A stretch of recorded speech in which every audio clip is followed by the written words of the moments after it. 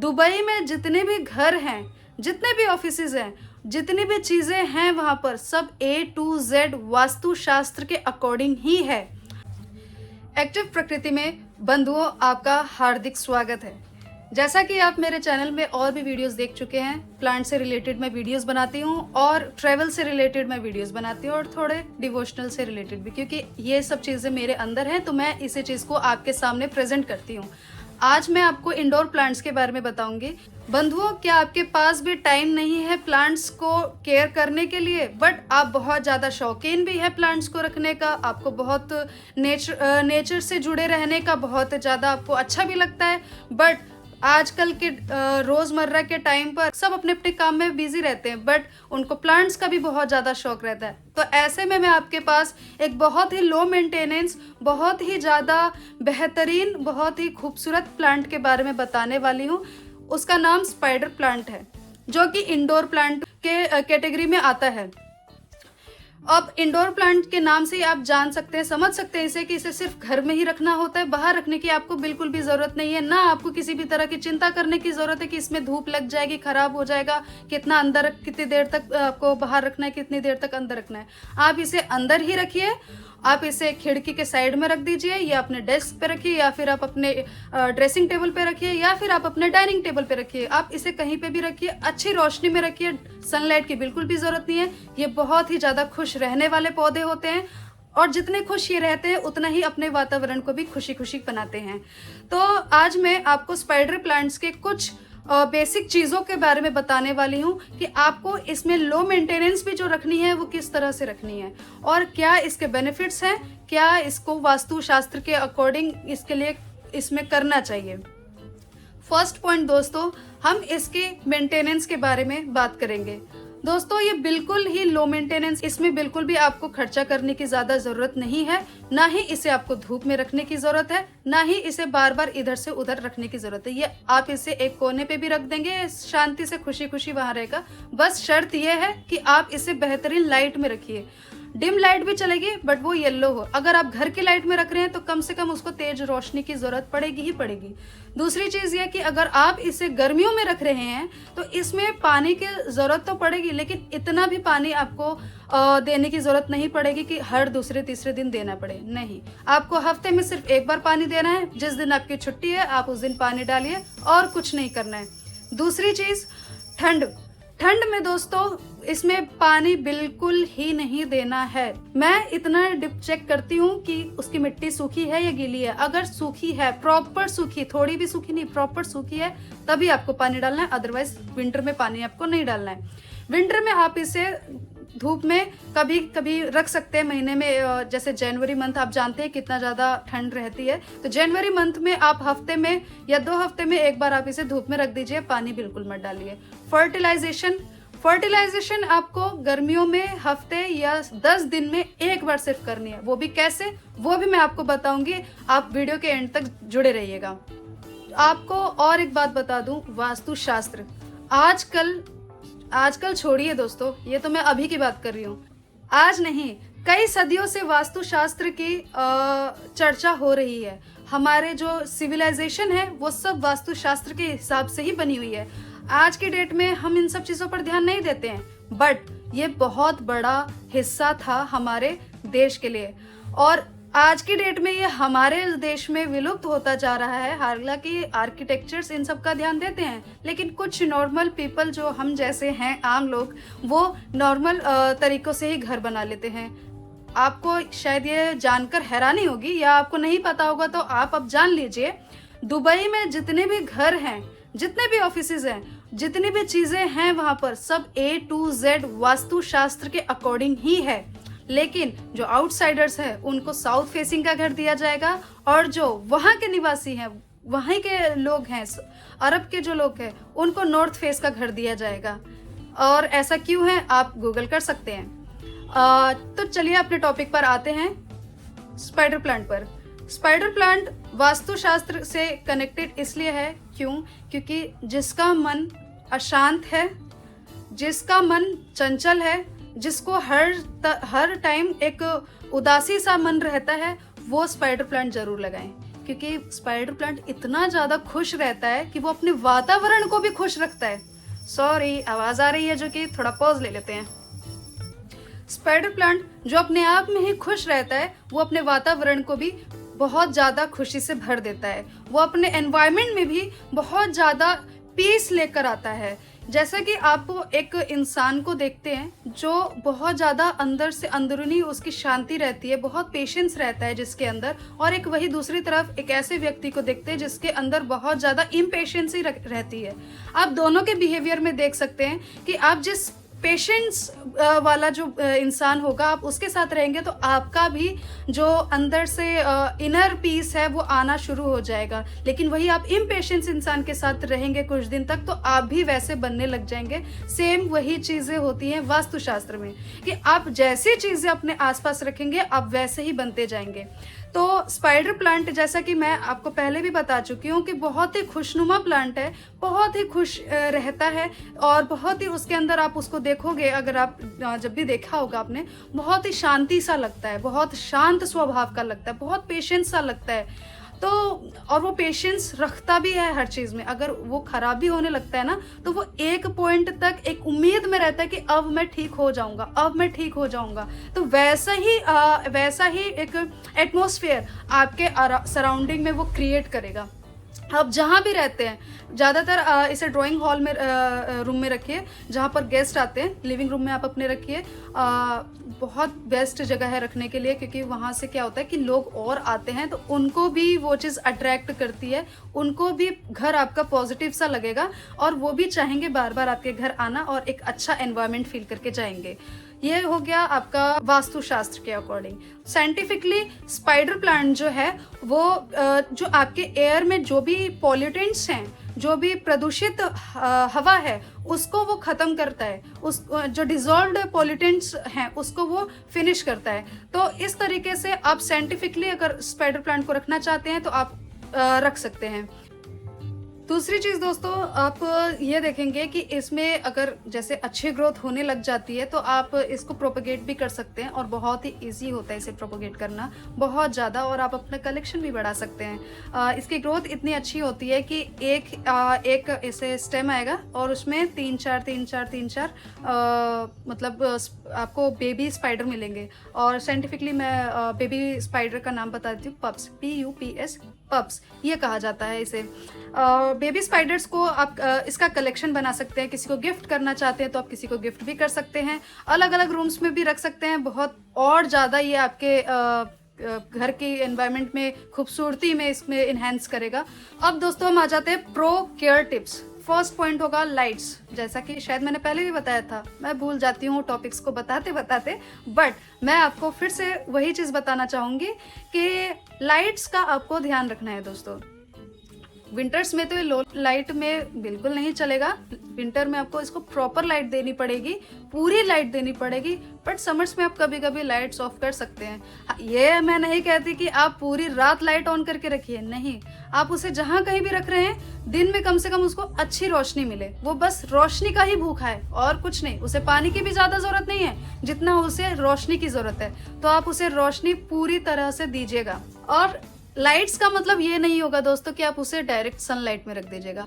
तो अगर आप सोच रहे हैं कि हम दिन भर कैसे लाइट ऑन करके रखें, आप इसे अपनी खिड़की के पास रखिए, जिससे शीशे से वो हार्मफुल रेज छन कर इसके पास जो रेज आनी चाहिए वही रेज आएंगी। ठीक है, आपको लाइट की ज़रूरत नहीं है। आप इसे किड़की पे रख दीजिए जहाँ पर शीशे से लाइट आए, डायरेक्ट आए, इनडायरेक्ट आए। और दूसरा चीज़, या तो आप इसे ऐसे वाइट कलर के दुपट्टे से, चुन्नी से, चद्दर से, किसी भी ऐसे चीज़ से बीच में आड़े पर ले आइए जिससे वो रोशनी छनकर आए। वाटरिंग यानी कि पानी कैसे देना है दोस्तों, ये बहुत ही बड़ा मसले वाला बात होता है। क्योंकि जहाँ देखे विंटर में तो बिल्कुल भी ज़रूरत नहीं होती है, लेकिन ओवर वाटरिंग हो जाती है तो प्लांट्स खराब भी हो जाते हैं, चाहे समर हो या विंटर हो। तो यहाँ पर स्पाइडर प्लांट के लिए चिंता करने की बात नहीं है। आपको बस उसकी गीली मिट्टी रखनी है, सिर्फ गर्मियों में, सर्दियों में नहीं। गर्मियों में आपको उसकी इतना चेक करते रहना है कि उसकी मिट्टी गीली है, नथिंग एल्स। आपको पानी डालने की ज़रूरत नहीं है। और वो पानी हफ्ते में 2 बार या 1 बार मांगेगा आपसे, बस ज़्यादा नहीं मांगेगा आपसे। तो आपको हफ्ते में सिर्फ 1 बार पानी देना है।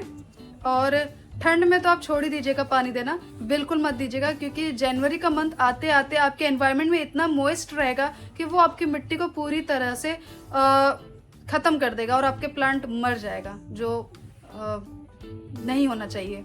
मेरे लिए प्लांट्स काफ़ी बच्चों की तरह हैं, मेरी वजह से भी कई प्लांट्स मरे हैं, जो मुझे अच्छा नहीं लगता है। टॉप इंच जो सॉइल है वो ड्राई रहना चाहिए सर्दियों में, सिर्फ टॉप इंच। उसके बाद आपको मैंने बताया था पहले वीडियो में कि पानी कितना रखना है, थोड़ा सा इतना आपको देखना है मिट्टी गीली है कि नहीं। अगर गीली नहीं है, बिल्कुल पूरी तरह से सूख चुकी है, तभी आपको पानी डालना है, ठीक है। और गर्मियों में मैंने आपको बता दिया कि मिट्टी हमेशा उसकी मॉइस्ट रहनी चाहिए। टेम्परेचर आपको इस चीज़ का ध्यान देना होगा कि 13 से 27 डिग्री सेल्सियस के बीच में ही ये रहे। ओवर गर्मी चलेगा पर ओवर ठंड नहीं चलेगा। ओवर गर्मी से तो आप ये उसको बचा सकते हो कि आप एसी आपने ऑन कर दिया या कुछ भी कर सकते हो, गर्मी ये सह लेगा, लेकिन ठंड ये ज़्यादा सह नहीं पाएगा।